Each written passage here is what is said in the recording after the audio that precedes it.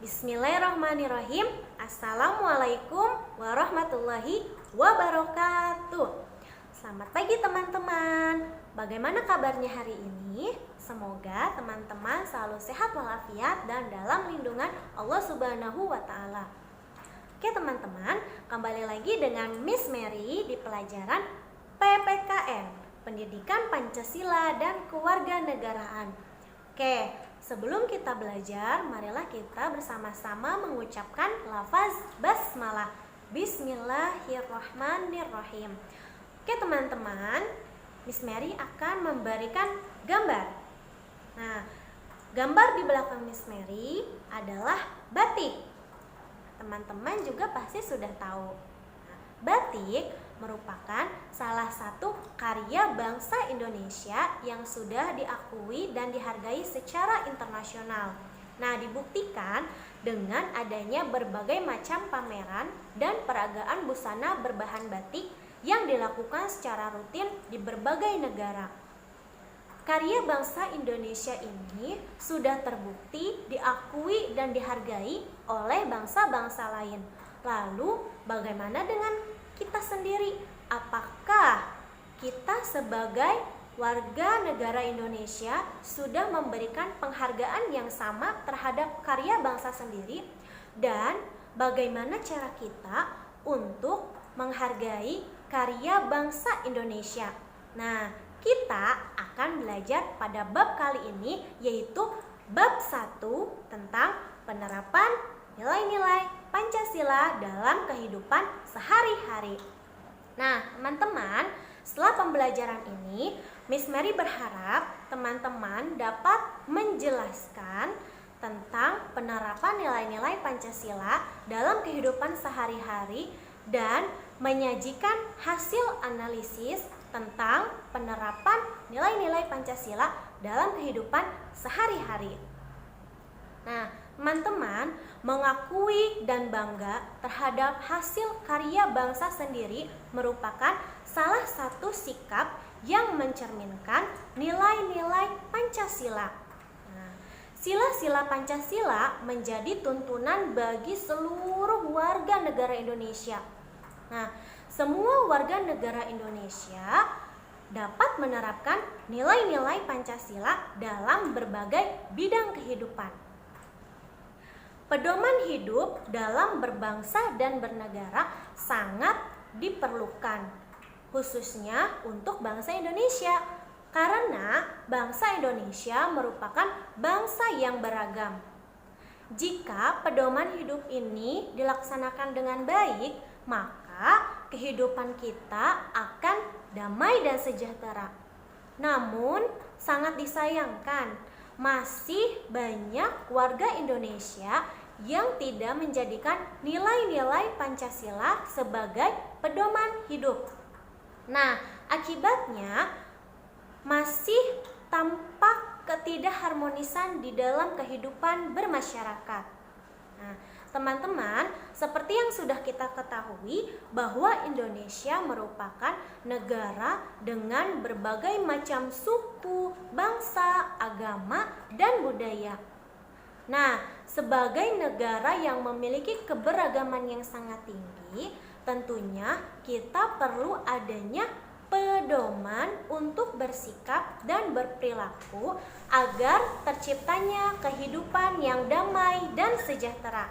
Nah, pedoman untuk bersikap dan berperilaku ini sudah tertuang di dalam butir-butir Pancasila.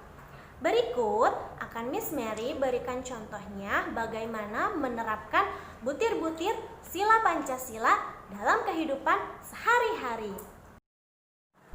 Nah, teman-teman, yang pertama adalah penerapan nilai-nilai sila pertama Pancasila yang berbunyi ketuhanan yang Maha Esa dan disimbolkan dengan bintang. Artinya bahwa bangsa Indonesia adalah bangsa yang beragama, bangsa yang percaya dan takwa kepada Tuhan yang Maha Esa. Nah, teman-teman, Miss Mary akan memberikan contoh penerapan nilai-nilai dalam sila pertama Pancasila. Yang pertama adalah percaya percaya dan takwa kepada Tuhan Yang Maha Esa sesuai dengan agama dan kepercayaan masing-masing. Nah, ketika kita berada di suatu kota atau di suatu tempat, terkadang kita bisa melihat berbagai macam tempat ibadah seperti masjid, gereja, pura, wihara, atau kelenteng. Nah, tempat ibadah tersebut di dalam waktu-waktu tertentu digunakan untuk beribadah sesuai pemeluk agama masing-masing.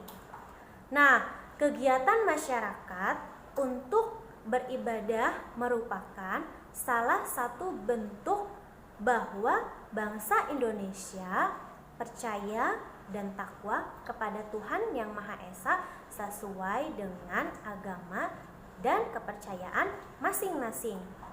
Nah, teman-teman, sebagai generasi muda atau salah satu lapisan dari masyarakat, kita tentu paham bahwa menjalankan ibadah merupakan kewajiban dari setiap pemeluk agama. Nah, untuk menjalankan ibadah tentunya kita harus berdisiplin. Ketika kita disiplin menjalankan ibadah sesuai pemeluk agama dan kepercayaan masing-masing, maka insya Allah kita pun akan menjadi pribadi yang disiplin. Contoh yang kedua adalah saling menghormati antar pemeluk agama dan kepercayaan. Nah, mari berikan contoh ya. Ketika pada bulan suci Ramadan atau pada bulan puasa, biasanya umat Islam menjalankan ibadah puasa. Nah, ketika bulan puasa biasanya restoran atau tempat makan atau warung makan biasanya tutup, atau mungkin ada sebagian tempat makan yang ditutup oleh tirai. Nah, tujuannya adalah untuk menghormati umat muslim yang sedang berpuasa. Begitupun kita, ketika kita di sekolah, di lingkungan tempat tinggal, atau di rumah, ketika kita tidak menjalankan puasa karena ada sebab-sebab yang memperbolehkan kita untuk tidak berpuasa, maka sebaiknya kita menghormati dan menghargai saudara muslim kita yang sedang berpuasa. Sebaiknya kita tidak makan atau minum di depan saudara kita yang sedang menjalankan ibadah puasa. Nah, contoh lain, ketika saudara kita yang beragama Hindu melakukan salah satu ibadahnya, yaitu dengan cara memberikan sesaji, maka kita pun harus menghormatinya. Dengan cara apa? Dengan cara tidak mengganggu atau merusak sesaji tersebut. Selanjutnya, Miss Mary akan memberikan tugas pertama. Nah, jangan lupa untuk selalu menuliskan namamu. Tugas pertama adalah mengidentifikasi sikap saling menghormati antar pemeluk agama. Yang harus dilakukan adalah pertama, tulislah 3 cara beribadah yang kalian ketahui. Tulislah pada tabel seperti berikut. Tabel berikut dapat kamu buat di buku tulismu. Nomor 2, tulislah bagaimana cara menghormati orang yang sedang menjalankan ibadah tersebut. Yang ketiga, tulislah manfaat dari sikap yang menghormati orang lain bagi diri sendiri dan bagi orang tersebut. Kalian dapat mengerjakan tugas ini di buku tulismu. Kemudian jika sudah selesai, fotolah tugasmu dan kirim ke Google Classroom. Oke, selanjutnya akan kita lanjutkan pembahasan kita yang berikutnya. Contoh yang ketiga adalah saling bekerja sama antar umat beragama. Nah, persatuan sering diumpamakan sebagai seikat sapu lidi yang disatukan dengan cara diikat. Sehelai sapu lidi akan lebih kuat dan bermanfaat jika disatukan menjadi seikat sapu lidi. Nah, bekerja sama tanpa membeda-bedakan agama dan kepercayaan akan menguatkan rasa persatuan. Dan selain itu, bekerja sama akan lebih mudah atau ringan dilakukan. Nah, coba lihat gambar di samping. Bagaimana jika kalian melihat peristiwa dari gambar tersebut? Kira-kira apa yang akan kalian lakukan? Sebaliknya, jika kalian yang mengalami peristiwa seperti gambar di samping, apa kira-kira tindakan yang akan kalian lakukan? Nah, dalam situasi tersebut, kita tidak boleh membeda-bedakan agama atau kepercayaan untuk membangun kerjasama. Karena dimanapun kita berada, kerjasama sangat diperlukan. Karena kita adalah makhluk sosial yang tidak dapat hidup tanpa bantuan dari orang lain. Nah, dalam kehidupan bermasyarakat yang lebih luas, kita dapat melihat beragam bentuk kerjasama yang baik antar umat beragama atau kepercayaan. Nah, misalnya bekerja sama dalam bidang pendidikan, olahraga, kesehatan, dan ekonomi. Yang keempat adalah saling menghormati kebebasan beragama. Teman-teman, pernahkah kalian melihat letak masjid dan gereja yang bersebelahan? Nah, itu menunjukkan adanya sikap toleransi dan sikap saling menghormati kebebasan beragama. Sikap tersebut harus kita jaga dengan baik agar tidak terjadi perselisihan di masyarakat. Di sekolah pun kita diberikan kebebasan beragama. Contohnya adalah ketika kita diberikan kebebasan untuk mempelajari pelajaran agama atau melaksanakan kegiatan-kegiatan ibadah sesuai dengan agama dan kepercayaannya masing-masing. Nah, sikap saling menghormati kebebasan beragama sesuai dengan agama dan kepercayaannya masing-masing akan mampu menciptakan persatuan bangsa. Dengan bersatu, bangsa kita akan menjadi kuat dan masyarakat akan fokus untuk membangun kehidupan yang lebih layak. Selanjutnya, kita akan belajar tentang penerapan nilai-nilai dalam sila kedua Pancasila yang berbunyi kemanusiaan yang adil dan beradab yang dilambangkan dengan rantai. Nah, sila kedua ini menitik beratkan kepada sikap kemanusiaan. Nah, Miss Mary akan memberikan contoh penerapan nilai-nilai dalam sila kedua Pancasila. Nah, yang pertama adalah sikap mengakui persamaan hak dan kewajiban. Mendapatkan pendidikan yang layak bagi seluruh anak di Indonesia di usia sekolah adalah hak yang harus didapatkan oleh seluruh anak di Indonesia. Nah, pemerintah juga telah menyiapkan fasilitas untuk memenuhi kebutuhan pendidikan tersebut. Semua anak Indonesia berhak mendapatkan pendidikan yang sama tanpa dibeda-bedakan dengan status sosial atau lapisan masyarakat. Nah, sebagai siswa, kalian juga mempunyai kewajiban untuk mengikuti pendidikan di sekolah melalui program wajib belajar. Tujuan diadakannya program wajib belajar yaitu agar anak Indonesia dapat menempuh pendidikan yang baik dan kelak akan bermanfaat bagi kehidupannya. Oke teman-teman, selanjutnya Miss Mary akan memberikan tugas kedua. Yang paling penting jangan lupa untuk menuliskan namamu. Tugas kedua yaitu mengidentifikasi tindakan yang mencerminkan persamaan hak dan kewajiban dalam masyarakat. Nah, pertama pilihlah salah satu tempat yang pernah kamu kunjungi. Kemudian tulislah pada tabel berikut 3 hak yang didapatkan dan kewajiban yang dilaksanakan setiap orang di tempat tersebut. Kemudian, tuliskan manfaat dan siapa saja yang memiliki hak dan kewajiban dalam tabel berikut. Kamu dapat mengerjakan tugasmu di buku tulismu, kemudian foto dan kirim ke Google Classroom. Jangan lupa untuk menuliskan namamu ya. Oke teman-teman, kita akan lanjutkan ke pembahasan yang berikutnya. Nah, contoh yang kedua adalah gemar melakukan kegiatan kemanusiaan. Teman-teman, di lingkungan tempat tinggal tentunya kita pernah menyaksikan atau mengalami musibah.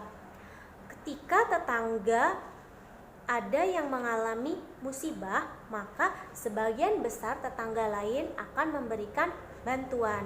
Nah, tindakan memberikan bantuan untuk kemanusiaan biasanya dilakukan secara spontan dan tanpa pamrih. Nah, di sekolah juga sering diadakan kegiatan untuk menggalang dana. Kita sebagai siswa bisa memberikan uang atau barang yang akan diberikan untuk korban bencana di wilayah lain.